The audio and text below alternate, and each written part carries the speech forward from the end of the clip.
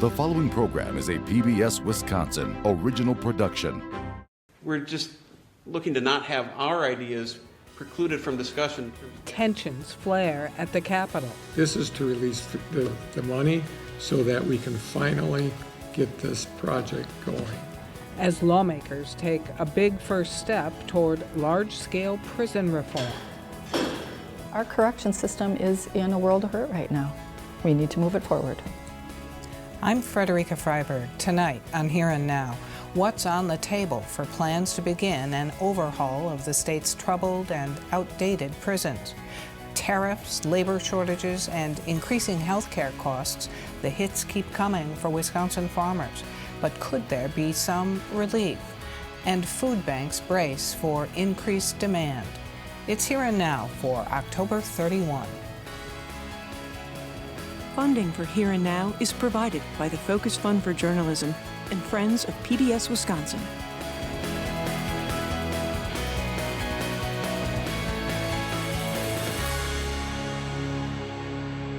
A major overhaul of Wisconsin's prison system got off the starting blocks this week when the State Building Commission voted to approve $15 million to start the planning phase.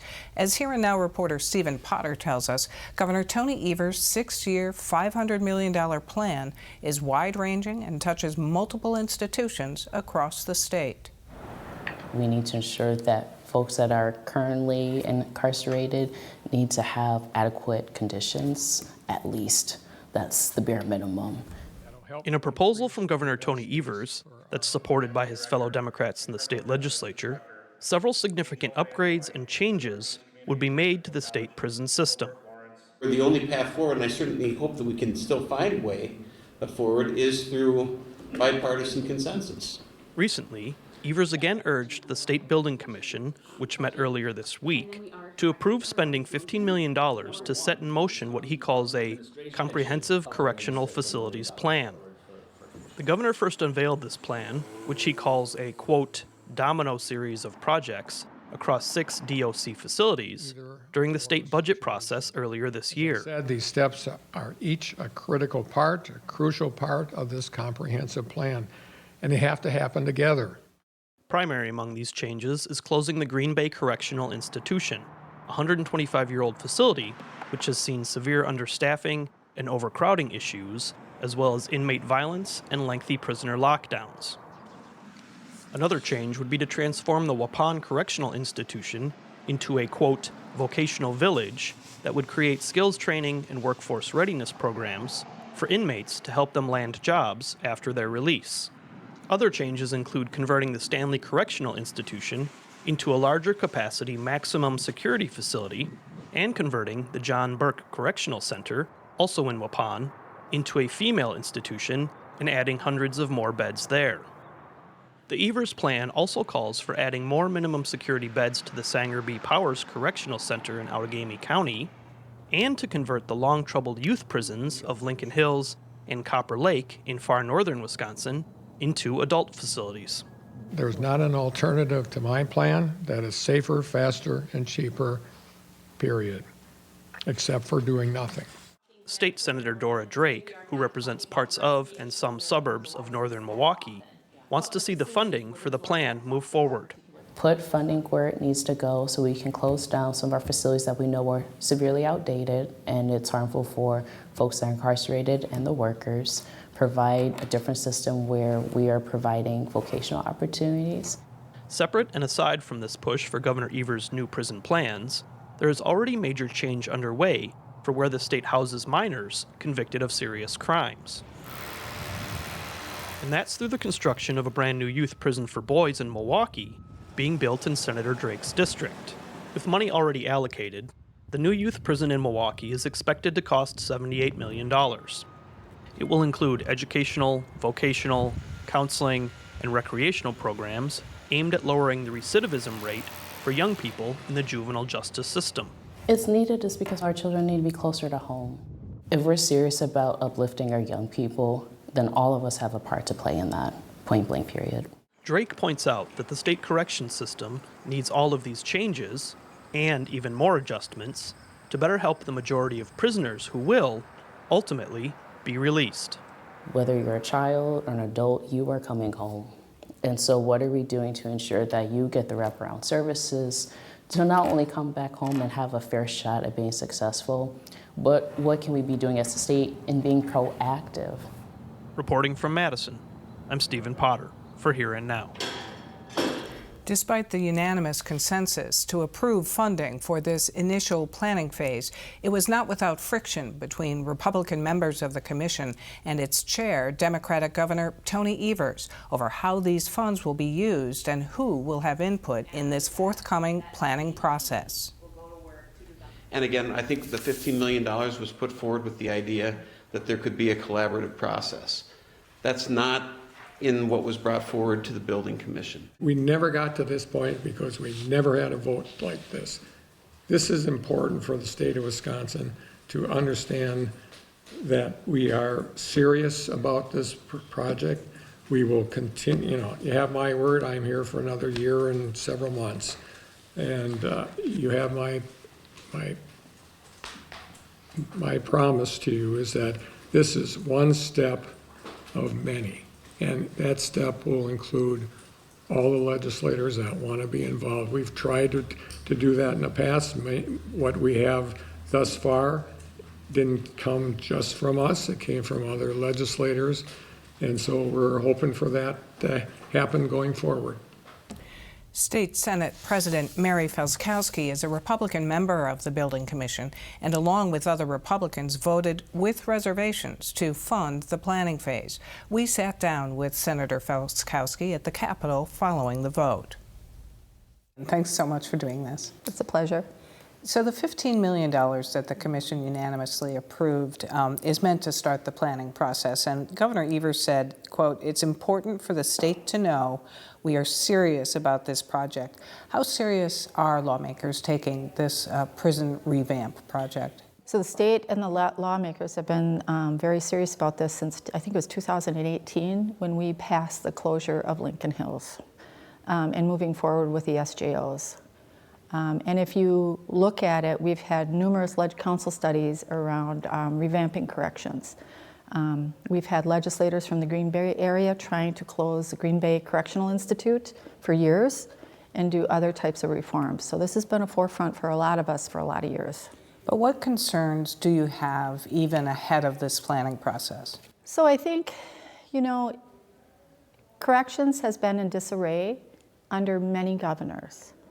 And Governor Evers, when he first ran against Governor Walker, 8 years ago now, ran on corrections reform and has done really nothing. He's pushed for the closure of Lincoln Hills, but we've all been working towards the closure of Lincoln Hills. So that's not something special that he's been doing. And now, all of a sudden, in 2025, budgetary cycle, he comes out with a proposal, and he's kind of like shoving it down our throats.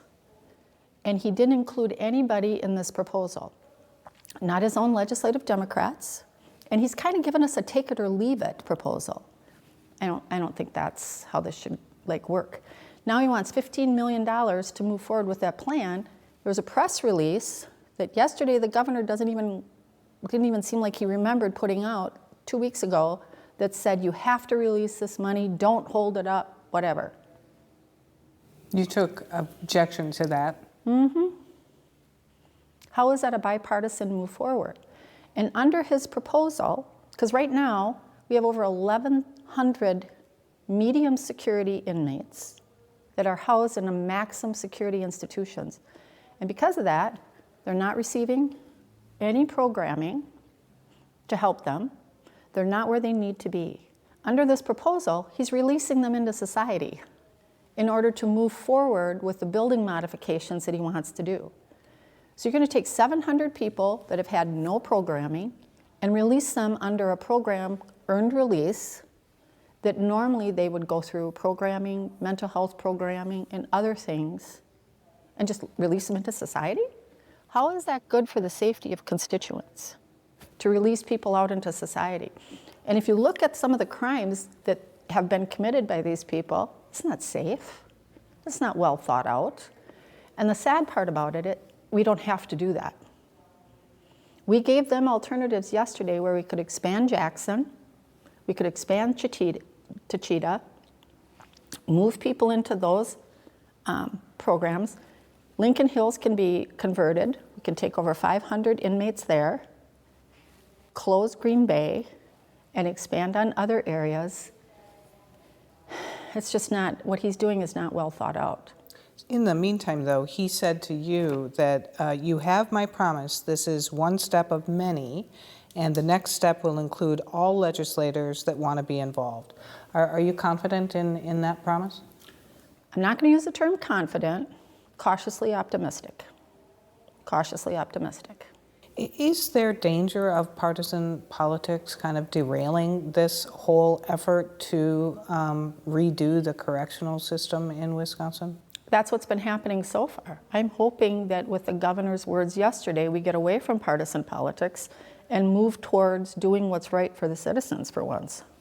In terms of those 700 inmates and their release, does that skirt in your mind toward kind of prison reform policy, or do you think it's simply just to make the dominoes, as they're called, work in this project? There was things in the governor's proposal that I think every one of us could have gotten behind, because I think some of his ideas were positive. That's why I think it would have been nice to include everyone. So this doesn't have to be a Democrat or a Republican idea. Prison reform across the United States has been very nonpartisan. We can all work towards the same ideas. But when you give somebody a proposal and say, take it or leave it, here it is. This is what we're moving forward with. And especially when it's not even a good proposal, how do you think the other sides are going to react? Reiterate for me what the prongs of a good proposal would be in your mind. I think we do need policy change, where we need to look at the programming as that it's out there.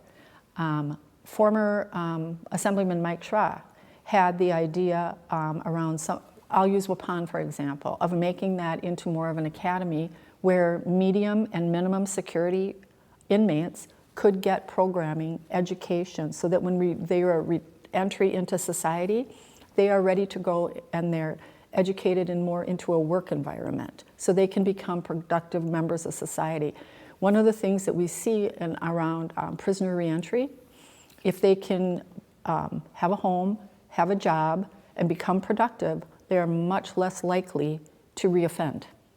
They can become productive, self-esteem, can take care of their families. That's a winning message in the corrections reform. Those are ideas that have worked in other states. Those are some ideas that could have been brought to the table. I hope we can count on the governor being true to his word, and that he brings all people together, and that we can put a plan together, because our correction system is in a world of hurt right now. We need to move it forward. In a sea of not great news, Wisconsin farmers could see a boost after President Donald Trump met with China this week. As a result of the talks, China promised to restart buying U.S. soybeans after halting such purchases in May. Wisconsin farmers waylaid by trade disputes could at least see a better market for soybeans. But they're still facing trade trouble for beef, rising costs, and for the many farmers who, as small business owners, depend on affordable CARE Act health plans, hikes in premiums. We pick up now with Brad Olson, president of the Wisconsin Farm Bureau. And thanks a lot for being here. Thank you for having me. So all told, what kind of headwinds are Wisconsin farmers facing right now?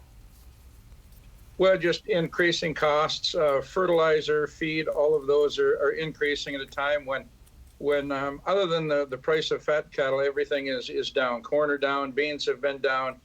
Milk is not good, so lots of headwinds out there. On the other hand, farmers have faced this in the past and are resilient. Are the input costs for things like fertilizer and feed having to do with trade? Not so much. Certainly a little bit. I mean, if you from the potash side of things, 80% of our potash comes from Canada, so we certainly want good, stable trade with Canada on that side to keep the potash prices normal. How welcome is the news that China will start buying soybeans again? Oh, extremely welcome. I mean, a big deal, not just in Wisconsin, but across the nation. get China back, maybe not this year, but the next 2 years of buying what they have in the past is exceptional good news for soybean farmers and all farmers across the nation. Is it expected that China will buy enough to kind of offset that country not buying since May? Well, they're going to buy roughly, 12 million metric tons this year, which isn't going to make up the whole difference. But at the end of the day, it's going to make a big difference. And moving forward to 26 and 27, with that promise to buy back to the same level that they had been, is certainly going to help agriculture out in the long run here. What about beef producers in Wisconsin with President Trump's plan to quadruple imports from Argentina? Is that a significant impact in this state? I guess time will tell. Certainly it's the first time that beef producers have been profitable in a number of years, so we're certainly concerned and keeping an eye on that on a very regular basis. As to this government shutdown and the fight over Affordable Care Act enhanced premiums or enhanced tax credits, how dependent are Wisconsin farmers on kind of marketplace plans? Somewhat.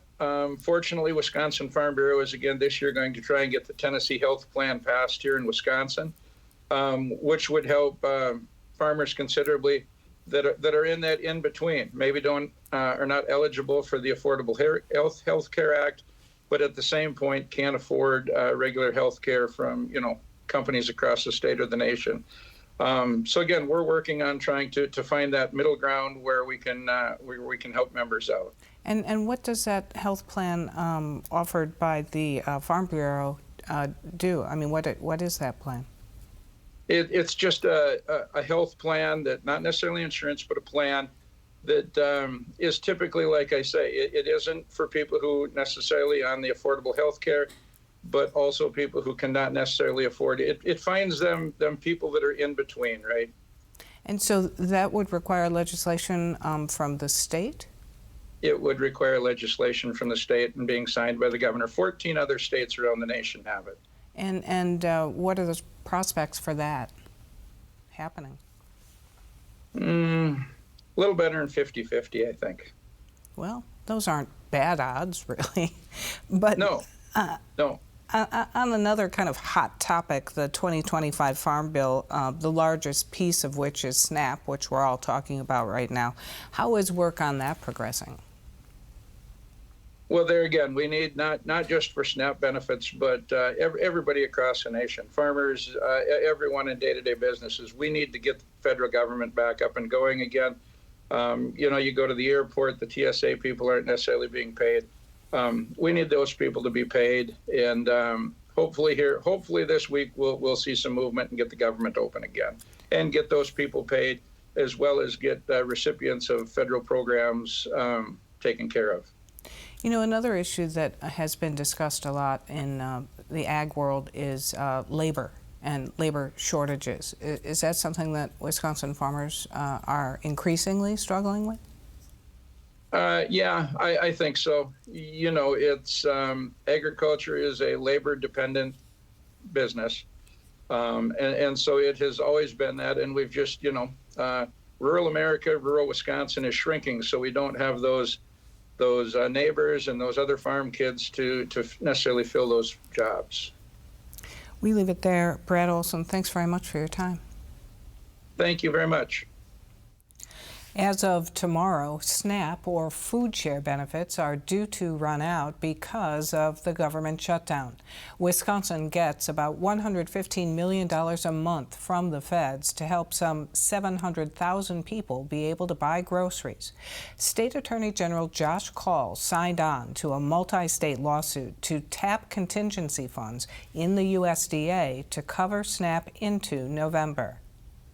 A government shutdown has never stopped states from distributing these critical benefits to those who need them. So this lawsuit is about protecting food share funding and preventing Wisconsinites and millions of others from around the country from losing access to what can be life-sustaining food assistance as the government shutdown moves forward. Following a hearing in the lawsuit, the federal judge in Massachusetts indicated she would order the Trump administration to send SNAP funds to states. So the familiar uncertainty persists. But adding to the federal SNAP cliff, some 18,000 federal workers in Wisconsin are mostly going without a paycheck. Where to turn for help to feed the family in the midst of it? Food banks and pantries are girding for a rush on their services. We turn to Jackie Anderson, Executive Director of Feeding Wisconsin, a statewide network of food banks. And thanks very much for being here. Thank you for having me. So what kind of trepidation do you have going forward with potential lapses or disruptions in food share benefits? We're very concerned about having enough food because we know that people already in preparation for not being able to receive their SNAP benefits in the month of November, they're starting to stock up. So across the state, we're really thinking about how can we ensure that everybody has the amount of food that they have until the government opens up again and SNAP benefits will go back on EBT cards. You're saying with people kind of stocking up even ahead of any kind of cut of SNAP funding, that you're having difficulties because the costs are going up. Yeah, we've seen that some vendors, because they know that there is pressure to make sure that we have food on our shelves, there are some significant increases that we're seeing in some parts of the state. So, you know, we're really trying to encourage people to use their SNAP benefits in the month of November because there was some miscommunication saying that a person could not use their SNAP benefits throughout the month of November, and that is inaccurate. The confusion was around whether or not stores would accept their EBT cards in the month of November. And the message, and that because of messaging that had to come from on the federal level. And so we needed to be clear that everybody can use their benefits. So let's say you have a balance left over in October, you absolutely can use that in the month of November. How have food prices already, though, taxed your services, even ahead of all of this, the shutdown? We know that what numbers we were looking at were actually pre-COVID. So we know already, because of inflation, that people cannot keep food in their shelves like they had previously done. So we knew already that we didn't have enough food at the food bank and food pantry world to keep everybody fed. And now this has just increased what we need to do. As to the lawsuit to tap USDA contingency funds to cover SNAP through November, what's your response to the administration saying they can't do that? Yeah, well, it's frustrating because we know that there's funds on the federal level. We know that there's funds at the state level as well. The funding is there. It's just a matter of releasing it. And it is a political game at this point, and everybody needs to come together because people are going to go hungry, and that is not something that anyone should play around with. We need to really take advantage of the funds that are there and release them. It does seem like a policy choice because there are some lawmakers who believe that the SNAP program is bloated or rife with abuse and fraud. What do you know about that? It's not. We see time and time again, and we know the vast majority of people who are using SNAP benefits absolutely are working more. They work one or two jobs. It's not fraud. It's not fraud, waste, and abuse. We know that people who need it are 700,000 people throughout the state of Wisconsin. Of them, a large percentage are senior citizens and families with children. It's not people who are taking advantage of the system. Even with a court order, could recipients experience a lapse in food share benefits? Absolutely. So even when, let's say, funding is released and it goes back on their EBT cards, we know that there will be a slight delay just to get everything up and running again. So we're being really clear in the messaging around that even when the government opens up, it's not going to be a miraculous added addition on their EBT cards. It's going to take a couple days to get things up and running. So Feeding Wisconsin secures donations from retailers, food companies, local donors, and ag producers. Have those donations kept pace with this demand? It's interesting. So our food banks, they collect a lot of donations, and what you just spoke about. I think where we're seeing the biggest lapse right now is corporate donors, and that could be because of tariffs. Like, there's a lot of reasons why that's happening, but On the whole, there is donations. So many people want to help out right now. We encourage anybody, if they are interested in helping out, go straight to the food bank or the food pantries instead of doing individual food drives. That is where you can get the most for your money, where they have purchasing power, they understand what their community needs.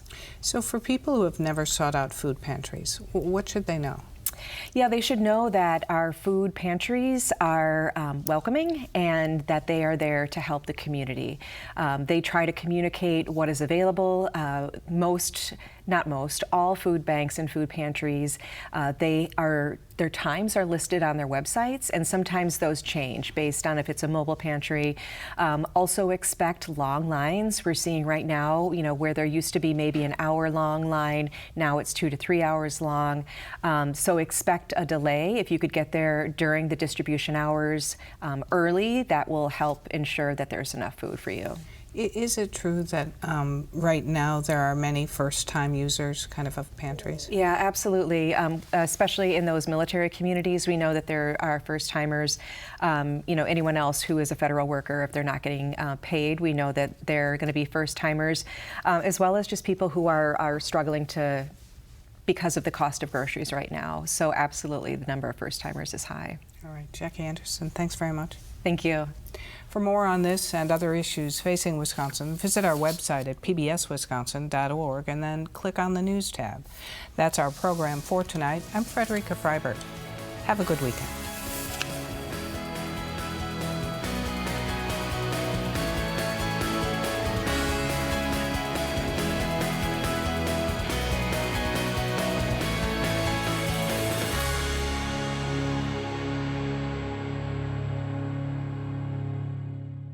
Funding for Here and Now is provided by the Focus Fund for Journalism and Friends of PBS Wisconsin.